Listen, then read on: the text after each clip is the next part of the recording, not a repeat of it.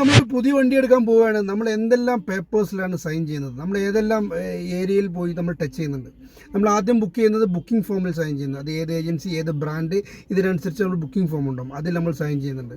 ഇത് ഇമ്പോർട്ടൻ്റ് ആണ്, ഒരിക്കലും അല്ല. ഇത് നിങ്ങൾ ബുക്കിംഗ് എൻ്റർ ചെയ്യാൻ വേണ്ടി മാത്രമുള്ള, അല്ലെങ്കിൽ നിങ്ങളുടെ ബുക്കിംഗ് റിസിപ്റ്റ് ചെയ്യാൻ വേണ്ടി മാത്രമുള്ള ഒരു ഫോർമുലയാണ്. ഇനി ലീഗലി നിങ്ങൾ ചെയ്യുന്ന പേപ്പേഴ്സ് ഉണ്ട്. ഈ ലീഗലി നിങ്ങൾ ചെയ്യുന്ന ഈ പേപ്പേഴ്സിനകത്ത് സൈൻ ചെയ്യുമ്പോൾ നിങ്ങൾക്ക് എന്തെല്ലാം വിവരങ്ങൾ അതിനകത്തുണ്ടാവും. നിങ്ങളുടെ വണ്ടി മാനുഫാക്ചർ ചെയ്ത മാസം ഏതാണ്, ഇയർ ഏതാണ്, ഇതിന് മെൻഷൻ ചെയ്യുന്ന വിവരങ്ങളുണ്ടാവും. എൻജിൻ നമ്പർ ഏതാണ്.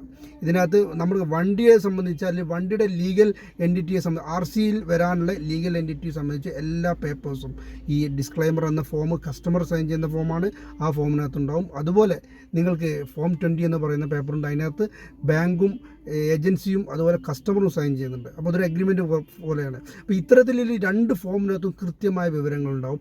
നിങ്ങളുടെ RCയിൽ കൊടുക്കുന്ന അഡ്രസ്സ്, പ്രൂഫ്, എല്ലാ കാര്യങ്ങളും ഉണ്ടാവും. അപ്പോൾ പലരും പറഞ്ഞു കേട്ടിട്ടുണ്ട് നിങ്ങൾ പഴയ വണ്ടിയെന്ന് നിങ്ങളെ പറ്റിക്കാൻ പറ്റും. ഒരിക്കലും നിങ്ങളെ ഒന്നും പഴയ വണ്ടി എന്ന് ഒരു കസ്റ്റമർക്കും, ഒരു കസ്റ്റമറിനെയും ഒരാൾക്കും പറ്റിക്കാൻ പറ്റില്ല. ഒരു ഏജൻസിക്കും പറ്റിക്കാൻ പറ്റില്ല, ഒരു എക്സിക്യൂട്ടീവിനും പറ്റിക്കാൻ പറ്റില്ല. നിങ്ങൾക്ക് ഈ തരുന്ന പേപ്പറിൽ കൃത്യമായ വിവരങ്ങളുണ്ടാവും. ആ വിവരങ്ങളെന്ന് പറയുന്നത് മാനിപ്പുലേറ്റ് ചെയ്തുകൂടെ ചോദിക്കും. ഒരിക്കലും മാനിപ്പുലേറ്റ് ചെയ്യാൻ പറ്റില്ല. കാരണം പ്രൊഡക്ഷനിൽ നിന്നും വണ്ടി കയറുന്ന സമയത്ത് ട്രാൻസിറ്റ് രജിസ്ട്രേഷൻ എടുക്കാൻ വേണ്ടി വാഹനം രജിസ്റ്റർ ചെയ്യും. അപ്പോൾ 1000 വണ്ടി നിർമ്മിക്കുന്ന ഒരു കമ്പനി 1000 വണ്ടി, ഒരു 200 വണ്ടി കേരളത്തിലോട്ട് കൊടുക്കുന്നു, അല്ലെങ്കിൽ കേരളത്തിലോട്ട് പോകുമ്പോൾ ഇത് വാഹൻ പോർട്ടലിൽ രജിസ്റ്റർ ചെയ്യണം. രജിസ്റ്റർ ചെയ്താൽ മാത്രമേ അവിടുന്ന് ട്രാൻസിറ്റ് രജിസ്ട്രേഷൻ കിട്ടുള്ളൂ. അങ്ങനെ ഈ വണ്ടി വിടാൻ പറ്റുള്ളൂ.